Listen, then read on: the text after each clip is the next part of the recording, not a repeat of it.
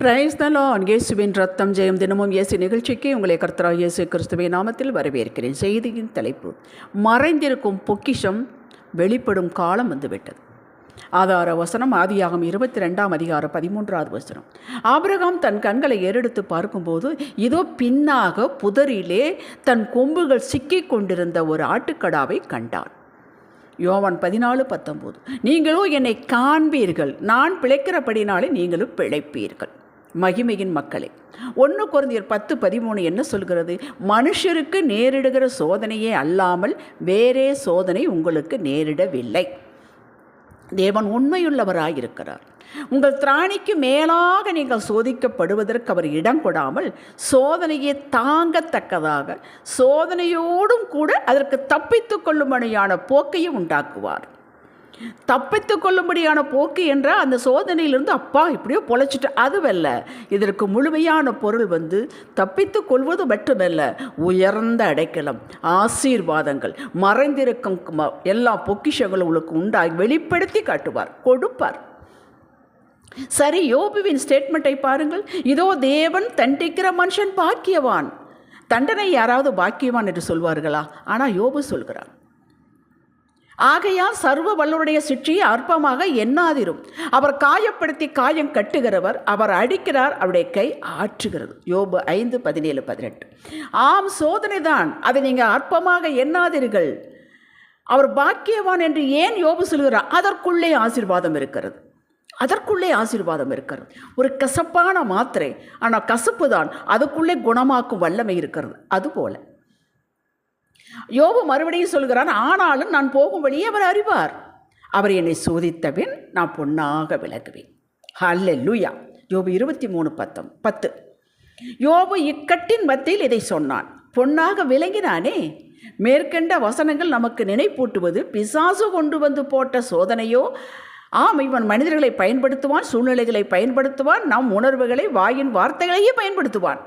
இவன் எதை பயன்படுத்தி கொண்டு வந்திருந்தாலும் சரி, கர்த்தரே நமக்கு டெஸ்ட் வைத்தாலும் சரி, இதற்கு உள்ளேயே தீர்வையும் பதிலையும் விடுதலையும் உயர்வையும் மேன்மையும் வைத்திருக்கிறார். நம்புங்கள். ஆகையால் நீங்கள் சோர்ந்து போக வேண்டாம்.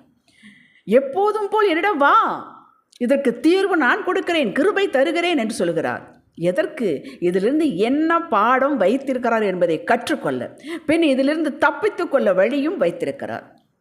விடை தெரிந்தவரிடம், பதில் வைத்திருப்பவரிடம் தான் செல்ல வேண்டும். முதலில். இரண்டாவது, பிரச்சனையிலேயே பேசி, இதையே தியானித்து, இதையே வருவோர் போவோரெல்லாம் சொல்லி சுய பச்சாபாதம் தேடக்கூடாது. இப்படியே சொல்லி அதனையே தியானிக்கும்போது அது பெரிதாகும்.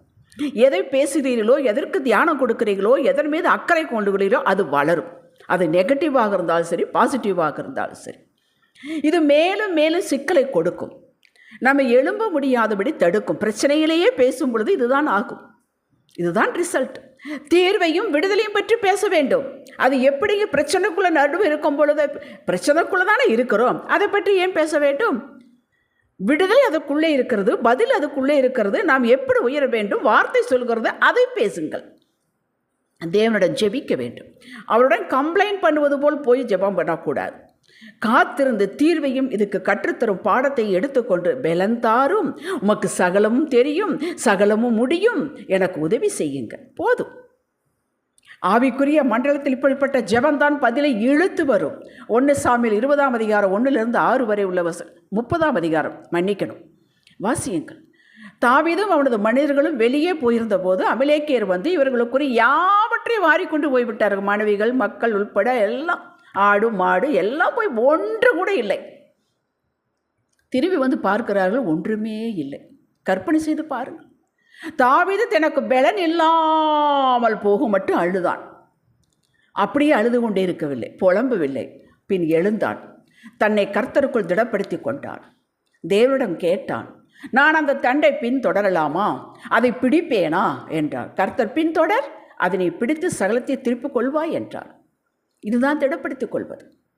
அது மட்டுமா? அவர் வார்த்தை தான் நம்மை திடப்படுத்தும். வார்த்தையாகத்தானே இருக்கிறார். இவனுக்கு துப்பு துளக்க ஒரு பையனை எதிரி அனுப்பி வைத்தார். அதுதாங்க மறைந்திருக்கும் ஆசீர்வாதம். எங்கே போவது? எங்கே போய் தேடுவது? ஒரு பையனை அனுப்புகிறார் ஆண்டவர். அவன் எல்லாவற்றையும் சொல்கிறார் எங்கே வைத்திருக்கிறார்கள் என்று. மறைக்கப்பட்டதை கண்டுகொள்ள ஆண்டவர் கொடுத்தார். அவன் விவரமாக சொன்னான், போனான், மீட்டுக்கொண்டான். நாம் கர்த்தருக்குள் யதார்த்தமாக உண்மையோடு அவரை தேடி ஆவியானவருக்கு கீழ்ப்படி நடந்து நம்முடைய எல்லா காரியங்களும் தெய்வ பயத்தோடு நடந்து வந்தால் இதுதாங்க உத்தமமாய் நடப்பது என்பது. சோதனையே வராது என்பதில் இதிலிருந்து உயர்வை மேன்மையை பிரித்து எடுத்து தர அவர் வல்லவர். அதுக்குள்ளேயே அந்த பேக்கேஜுக்குள்ளேயே இருக்கிறது இரட்டை ஆசீர்வாதம். என்ன இரட்டை ஆசீர்வாதம்? இனிமேல் நம்ம எப்படி பேசக்கூடாது, சிந்திக்கக்கூடாது, செயல்படக்கூடாது என்பதும் உள்ளே பாடம் இருக்கிறது, பரிசும் இருக்கிறது. ரோமர் 8:28 சொல்கிறது, தேவனிடத்தில் அன்பு கூறுபவர்களுக்கு சகலமும் நன்மைக்கு ஏதுவாக நடக்கிறது. அன்பு கூறுதல் என்றால் அப்பாவனை நேசிக்கிறேன், அப்பாவனை நேசிக்கிறேன் சொல்லிக்கிட்டே இருப்பதல்ல, கீழ்ப்படிதல். ஒரு தாய் தகப்பனுக்கு பிள்ளை அன்பு கூறு என்பது கீழ்ப்படிதல். அப்படி கீழ்ப்படிதல் நாம் நடக்கும்போது சகலமும் நன்மையானது என்பது பதில் என்பது அதற்குள் மறைந்திருக்கிறது. ஹல்லேலூயா. இது வெறும் தியரி அல்ல, சாட்சியோடு நிரூபிக்கப்பட்டது. ஆகையால் தான் அறிந்திருக்கிறோம் என்று ஆவியானவர் எழுதி வைத்துள்ளார். உன் மகன் ஈசாக்கை பலி கொடு என்று தேவன் கேட்டவுடன் உடனேயே ஆபிரகாம் ஈசாக்கை அழைத்து கொண்டு புறப்பட்டு விட்டான்.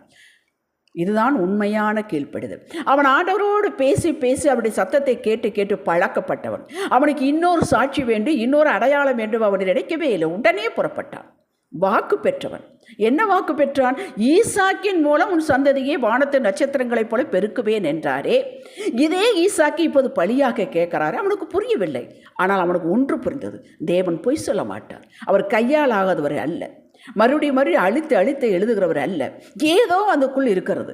என் மகனை சாம்பலிலிருந்து ஏற்பித்து கொடுக்க வல்லவர். ஏனென்றால் வாக்கு கொடுத்து விட்டாரே, ஆனால் பழி கேட்கிறாரே. எனக்கு ஒன்று புரியவில்லை. பரவாயில்லை, நான் போகிறேன் என்று கிளம்பி போய்விட்டான். நான் தாமதம் செய்ய மாட்டேன் என்று போனான். தாமதம் செய்வது என்பது கீழ்ப்படிதலுக்கு ஒப்ப ஆகாது. ஆயத்தம் செய்தான். கத்தி ஓங்கின கத்தி கீழே வருவதற்கு நிறுத்திவிட்டார். வெட்டி போட்டு அக்கினி வைத்திருந்தா கூட எழுப்பு கொடுத்திருப்பார். ஏன் அதை எடுக்கவில்லை? ஒரு தகப்பனுடைய இருதயம் பிள்ளையை வெட்டும்போது என்னமா துடிக்கும். அவர் உயிரோடு எழுப்பி கொடுத்திருந்தா கூட அதுக்கு பின்னாடி அந்த நிகழ்ச்சியை நினைத்து நினைத்து அவனுக்கு பகீர் பகீர் என்று வேதனைப்படுவானே. அதனால் தாங்கி குலத்திராடி, போதும் என் பிள்ளைக்கு இவ்வளவு தாங்கினா போதும், கத்தியும் வாங்கிட்டான் போதும் என்று நிறுத்திவிட்டார். அப்படி நம்மை மிக எக்ஸ்ட்ரீம்களும் கொண்டு போக மாட்டார்.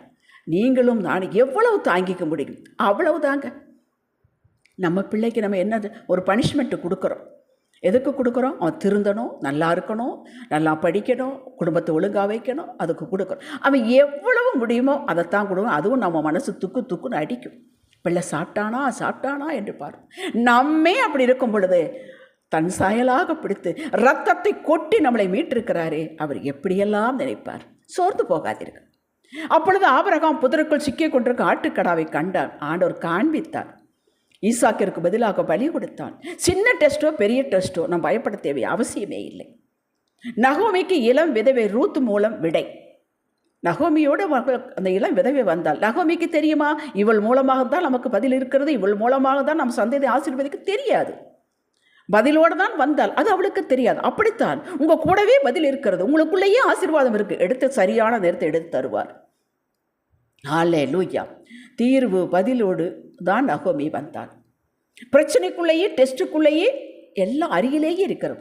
ஆதியாகமம் 21:14-19 வருஷத்தை வாசித்து பாருங்கள். ஆகார் இஸ்மவேலை கையில் பிடித்து கொண்டு அனுப்பிவிட்டான் ஆபிரகாம். கொஞ்சம் தண்ணீரோடும் அப்போவும் தீர்ந்து விட்டது, எல்லாம் தீர்ந்து விட்டது. பிள்ளை தண்ணிக்கு அழுகிறான். இறந்து விடும் அளவுக்கு அவனுக்கு தாகம். அவள் ஒரு ஓரமாக அந்த பிள்ளையை வைத்துவிட்டு தள்ளி நின்று அழுகிறாள்.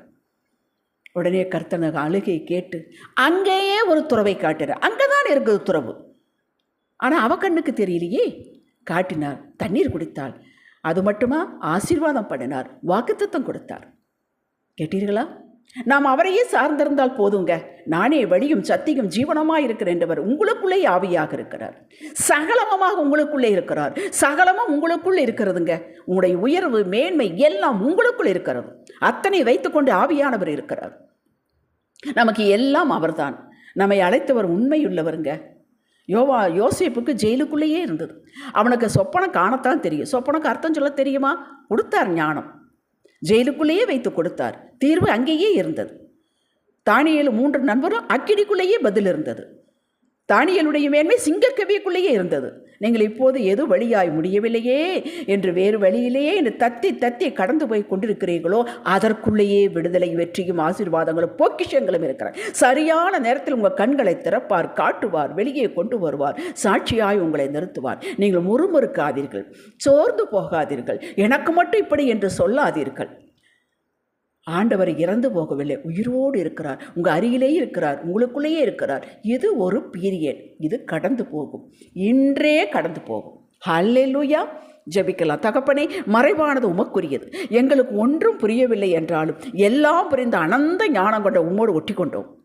எல்லாவற்றையும் விடுதலை செய்து விடுவித்து முடித்து ஒளிப்பிடத்தில் உள்ள பொக்கிஷங்களையும் வெளியரமாக்கி எங்களுக்கு கொடுக்கிற தேவன், சகலத்திற்கும் பதில் வைத்திருக்கிறவர், பதிலாகவே இருப்பவர் என்பதை எங்கள் வாழ்வில் நீங்கள் காட்டப்போகிறதற்காக ஸ்தோத்திரம். இயேசுவின் நாமத்தில் பிதாவே. இன்றைய சிந்தனைக்கு பதில், தீர்வு, வெளிப்பாடு நான் நடக்கும் பாதையிலேயே இருக்கிறது. சரியான நேரத்தில் எனக்கு வெளிப்பாடு நான் பெற்றுக்கொள்வேன். ஆமேன். ஹல்லேலூயா.